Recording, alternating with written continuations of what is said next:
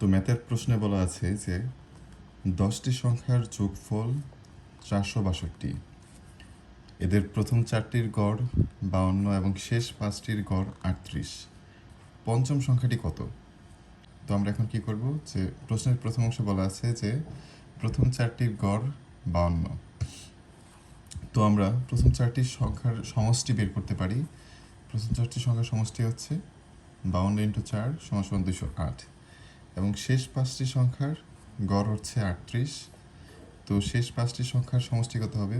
5 দিয়ে গুণ দিতে হবে, হবে হচ্ছে 190। তো এখন প্রথম 4টা সংখ্যার সমষ্টি বের করলাম এবং শেষের 5টা সংখ্যার সমষ্টি বের করলাম। টোটাল 5 আর 4 9টা সংখ্যার সমষ্টি আমরা বের করলাম হচ্ছে 398। এটা প্রথম 4টি সংখ্যার সমষ্টি, এটা হচ্ছে শেষ 5টি সংখ্যার সমষ্টি। এখন কোশ্চেন অনুযায়ী পঞ্চম সংখ্যাটি কত বের করতে বলছে।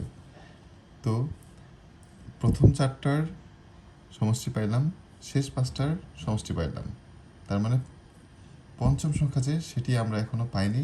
সেটা কিভাবে পাবো? সেটি পাবো হচ্ছে এই টোটাল যে 10টা সংখ্যার যোগফল এখানে দেওয়া আছে, এখান থেকে আমরা কেবলমাত্র যে 9টি সংখ্যার সমষ্টি বের করলাম 398, এটা মাইনাস দেব।